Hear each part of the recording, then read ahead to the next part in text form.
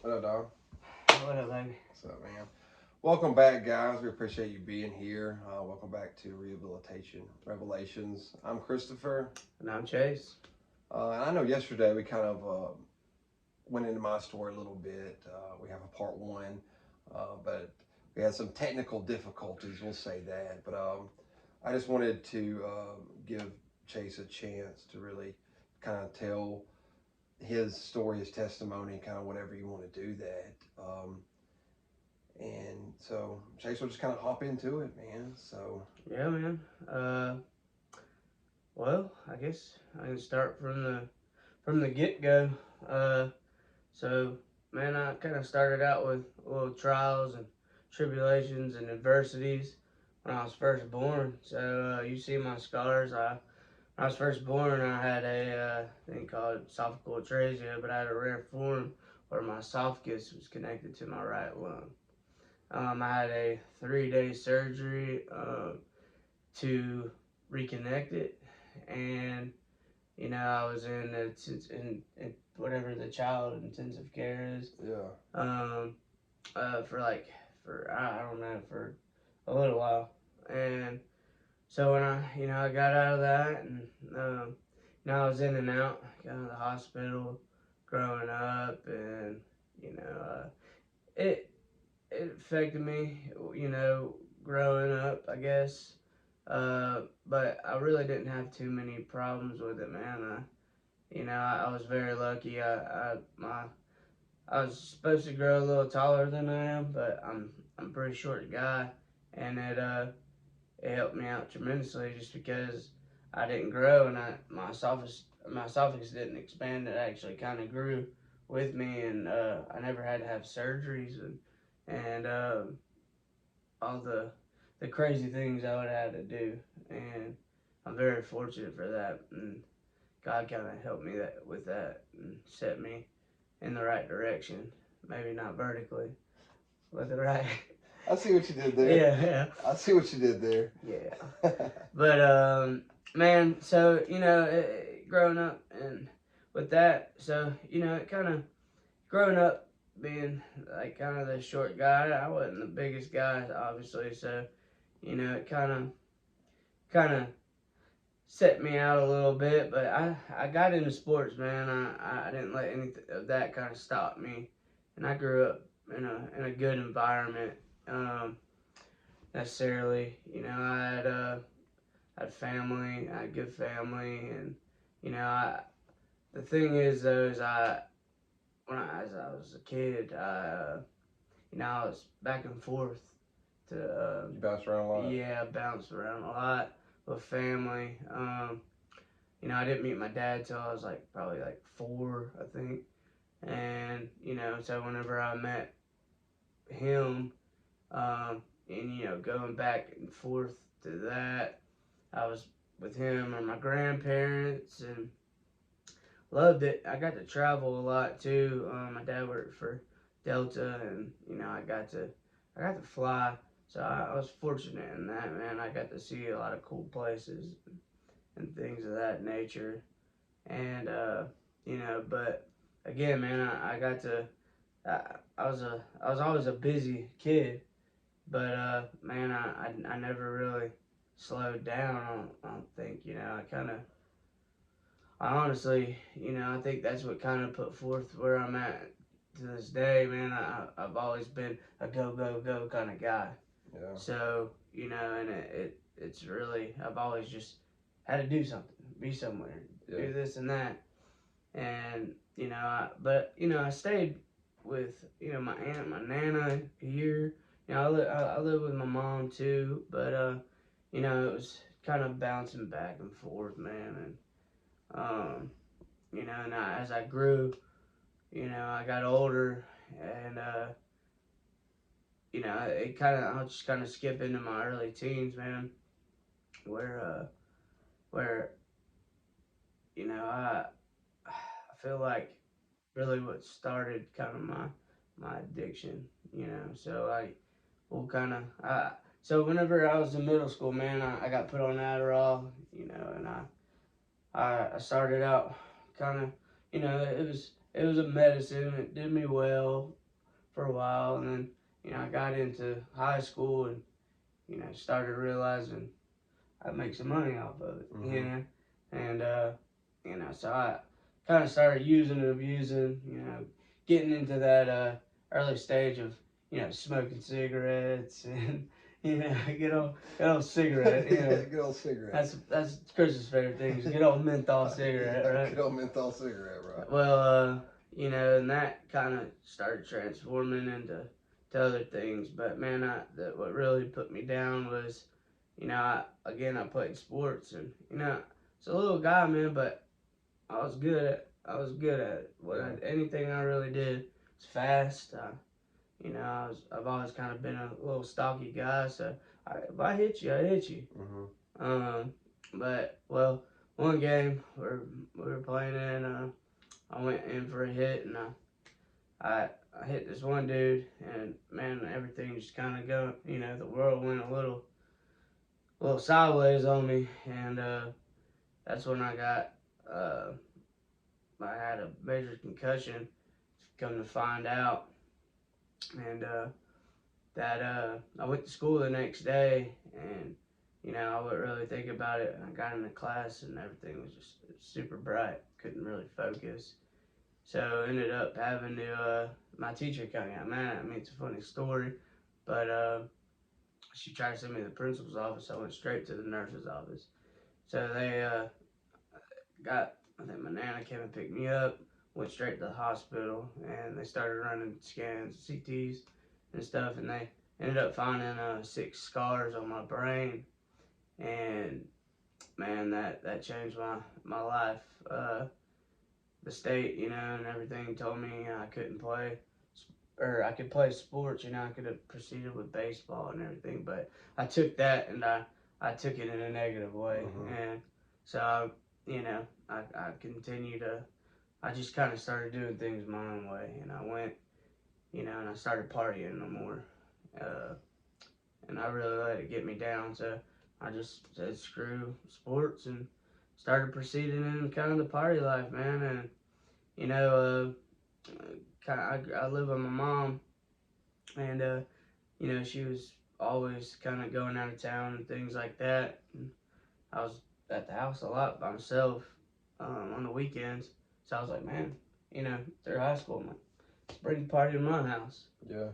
So I did, and had a lot of memories doing that. And some good and bad. Yeah, and so we moved on from cigarettes to drinking and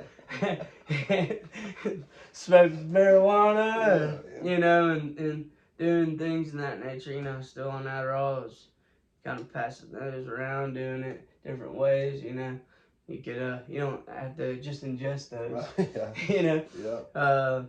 Well, I started doing that in high school. We had the fake weed, the spice. And man, that could be a booger can, dude. Oh man, that was a time of my life, man. I again had parties at my house. Well, one day we were at my house, man, and I had some people over and we were smoking it, and we were smoking out of these 2 liters, I think it was, like just whatever, living the just a dumb, stupid way of doing it, I guess. But yeah, I hit that, man, and I had a computer in my like dining room, kitchen area, and remember, I forget who it was, but one of my friends, I guess, was sitting on it, and I just remember walking up to it and nothing else. Well, I woke up later, like I remember, like I was having this crazy, like I guess trip or something, man. I don't know, but I was like gonna die, like I just whatever's happened to me, it's like if I didn't like push through, I was gonna die. And man, I woke up, thank God, and man, I woke up alone. Nobody was there. So I mean, I woke up and I was in a daze, man. I was doing my thing, and ended up before other people left, they videoed me, and that I didn't know at the time, obviously, but I even had people over that night, Yeah. and so kind of a couple days go by, and I'm kind of hearing about this. And man, yeah, I guess it didn't get passed around like to everybody, but it got passed around and ended up getting to my family. And kind of, that's the first time I really got caught with something. But man, I mean, I was seasoned, and just bad, bad, bad time. And so moving on from that, didn't learn my lesson. Kept doing my thing, partying. Uh, you know, just living a good old party life. And through high school, man, it was my senior year. I'm about to graduate. I'm at work, and I get a phone call from my mom at work and tell me to get home. And I'm like, okay, like don't know what's going on, man. And get home, and man, she's just mad at me, dude. Just mad, man. And still really don't know to this day why.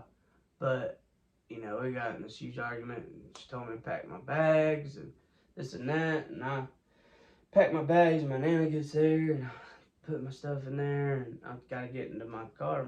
She kind of took everything, my keys and stuff. And I'm just like, Mom, gotta get in my car, and kind of, she wouldn't allow me to do that. I kind of threw up my hands at my nana, and she freaks out, and like I guess she thought if I was gonna hit her or something. I don't know. She ended up calling the police on me, and man, it felt like 30 seconds. There was like 4 or 5, just get out, and like I'm standing there, and they just come pick me up, slam me on my nana's car, and I just remember looking at my nana in her eyes, and just like, what's going on, and come say or come to find out, my mom's, I guess it told them I was dealing drugs and had drugs and things like that. And they searched my house, my car, didn't find anything.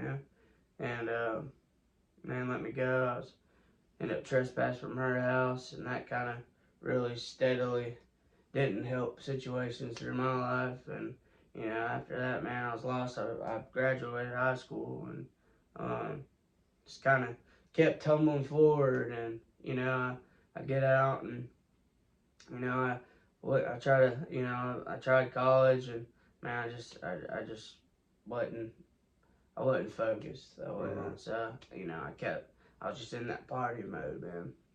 And kind of rolling through it, and my drinking gets worse. And I come into my 20s, man, and I've always had a decent job.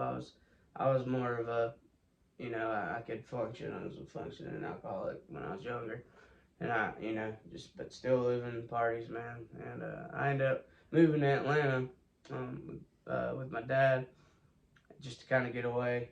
And I was just getting in trouble here, and in Alabama, and so I moved with my dad, and things are alright, but I'm still drinking, Mm-hmm. still doing my thing. I had good friends, but I was hanging out with the wrong people too. You know, and yeah, I was getting in trouble there.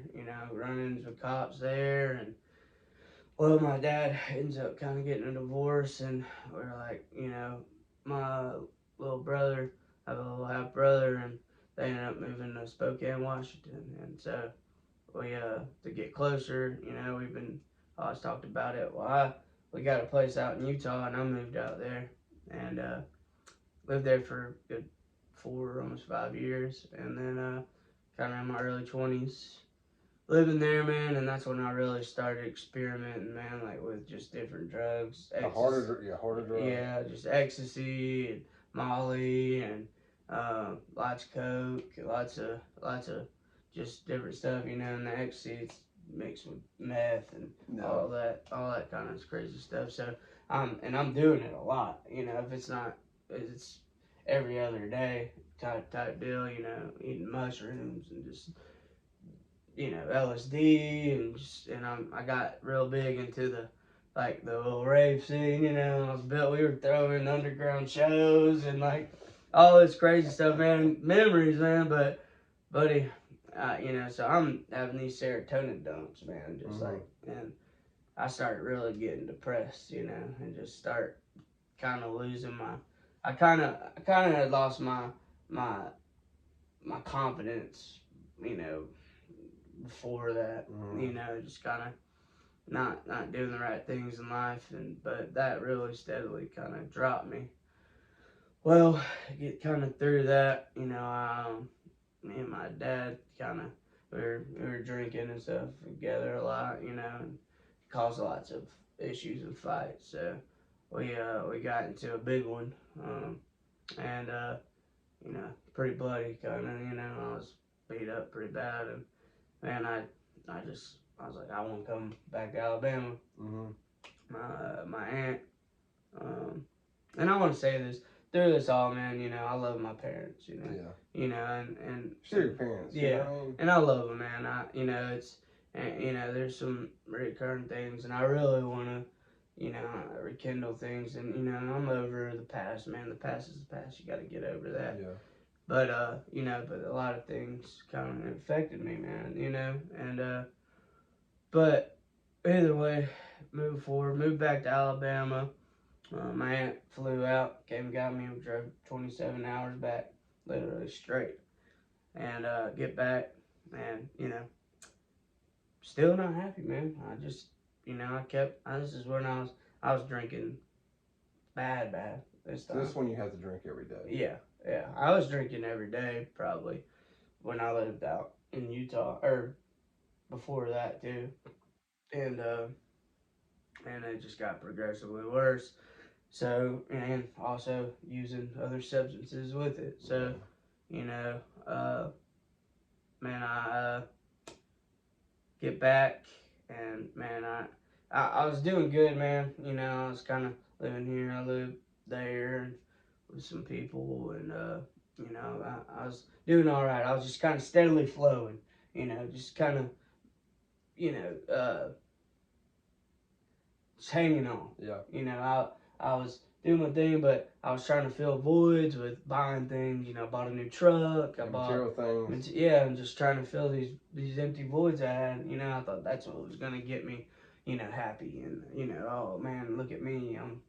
You know, I'm getting all successful and whatever. And Yeah. like how you think in your 20s, like, oh, I want to be this. Yeah. Just lying to myself. Yeah. I've just lied If to I have myself. these things, it makes it look like I'm making it. Yeah, yeah, and just and living a false life. Yeah. And I did well, but that's not how. Yeah. I was just spending money I didn't have. I didn't, doing things, just not setting myself up for success. No. And so, man, still partying, doing my thing, and buy that truck, and literally I bought it January, April, boom, get a DUI. Spend the whole day in jail on Easter.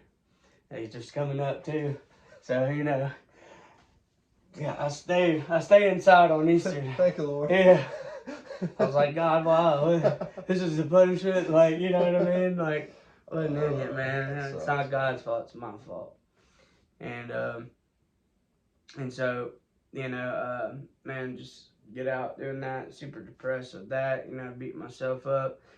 That same year, my nana passes away, and man, that destroyed me. She was like my rock, dude.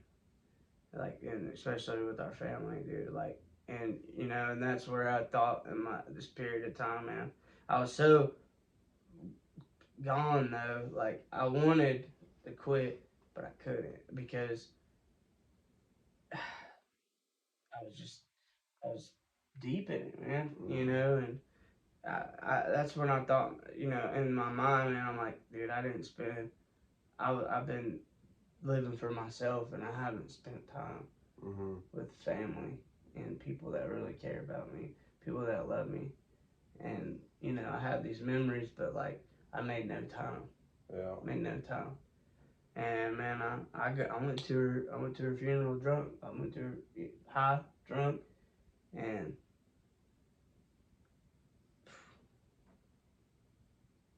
felt like a piece of garbage, man.